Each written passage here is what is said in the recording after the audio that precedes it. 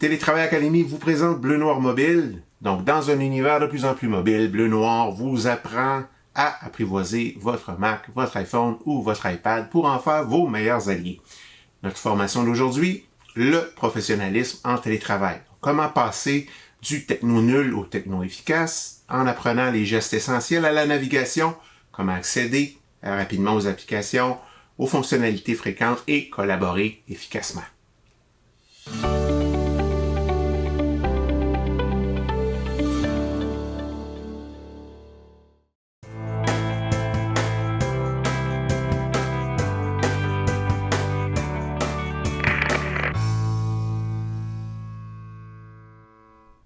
Alors bonjour tout le monde, Clément Charret pour Bleu Noir Mobile. Le sujet du jour, le professionnalisme en télétravail. Qu'est-ce que je veux dire là-dedans? En fait, c'est pas très compliqué. Depuis le début de la pandémie, on est en Zoom, on est en Teams, on est en Meet, on est en télétravail. C'est là pour rester, ça va rester des années, puis en quelque part, c'est tant mieux. Moi, j'adore ça. Ça me permet de rencontrer plus de monde, de perdre moins de temps dans le trafic et d'être plus efficace. J'apprécie.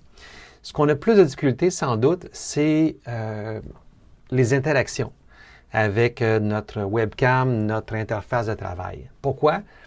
Différentes raisons. On n'a pas le contact humain, c'est vrai. Mais surtout, je pense qu'une des grandes raisons de ça, c'est la qualité de l'image, la qualité du son, la qualité de comment on se comporte en télétravail, comment on se comporte vis-à-vis une caméra. Je comprends que ce n'est pas nécessairement tout le monde qui est à l'aise avec ça, mais c'est important d'avoir un minimum. Donc, il y a des choses qui sont importantes à avoir. On va aller du côté de la technique. C'est pas très compliqué. La première chose qu'on doit tenir compte, c'est le micro. Pourquoi? Parce que c'est bien simple. Si on ne vous entend pas bien, bien c'est clair que tout de suite, ça va prendre 2 secondes d'écart, on perd le fil de la discussion, on n'embarque pas, on n'est pas concentré, il y a trop de bruit, on est dérangé, etc. Donc, d'avoir un bon micro, c'est super important. Il y a différents types de micros pour différentes circonstances.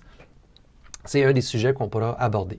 Après ça, deuxième chose la plus importante, bien, c'est pas le micro, c'est pas la caméra, parce que le micro, c'est le premier, c'est pas la caméra comme on pourrait penser, mais c'est plutôt la lumière. Donc, est-ce qu'on vous voit bien? Peu importe la qualité de la caméra, s'il n'y a pas une bonne lumière, on ne vous verra pas bien. Donc, c'est important d'avoir une bonne lumière adéquate. Donc, ce qu'on veut avoir, c'est une source lumineuse le plus large possible. Question d'avoir une lumière qui est douce et agréable, une lumière qui serait très, très directe, comme par exemple le soleil de midi. Bien, qu'est-ce qui se passe? Bien, toutes les rides, tous les traits deviennent beaucoup plus durs pour le visage. Donc, c'est vraiment pas agréable. Donc, on va avoir une source lumineuse qui est la plus large possible.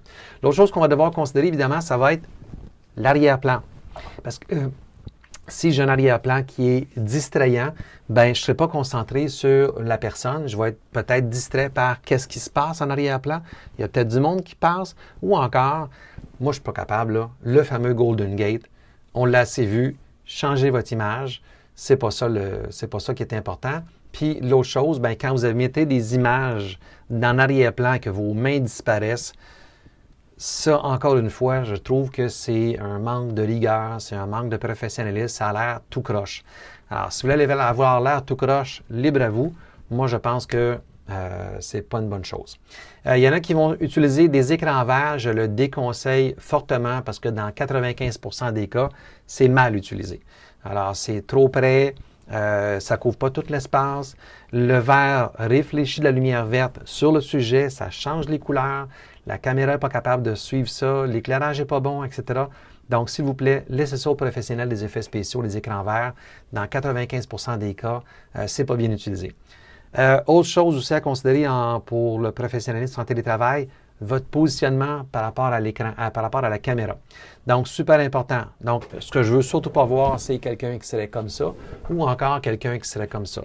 On a trop vu et on le voit encore malheureusement. Quoi? Bien, les narines, le menton et le plafond. Vraiment pas nécessaire de voir le plafond ni vos narines. Ils sont sûrement très belles, mais on n'est pas chez l'otorhinolaryngologiste. On va laisser ça à d'autres personnes. Donc, d'avoir un positionnement de la caméra qui est vraiment au niveau des yeux, super important. Ça nous permet d'avoir quelque chose qui est beaucoup plus agréable. Autre chose aussi qui est important à considérer, le positionnement de caméra, le positionnement de votre ou vos écrans.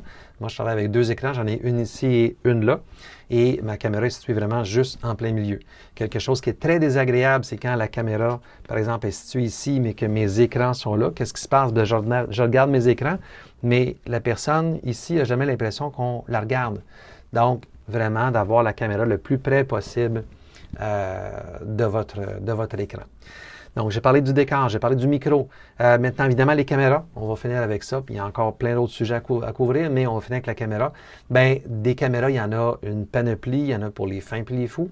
Il y en a à partir de 20 $, puis il y en a à 400, 800 $, 1000 $. Vous pouvez utiliser même une caméra professionnelle si ça vous chante. Ce qui est important, c'est d'utiliser une bonne caméra.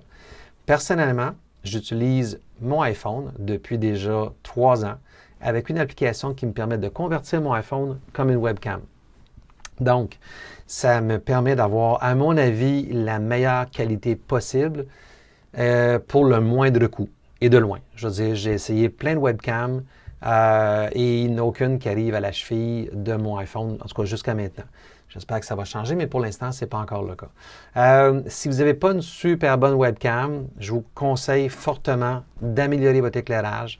Première chose, ça va aider à pallier si vous avez une webcam qui n'est pas à la hauteur. Donc, pour en savoir plus, parce qu'évidemment, je n'ai pas parlé de la tenue, je n'ai pas parlé de la voix, je n'ai pas parlé d'être un peu plus dynamique peut-être même aussi, je n'ai pas parlé de l'habillement, je n'ai pas parlé très en détail de quoi mettre en arrière-plan. Il y a encore plein d'éléments qu'on peut aborder pour le professionnalisme en télétravail, ne serait-ce que pour les micros. Il y a, il y a tellement de micros possibles pour différentes circonstances, différentes situations.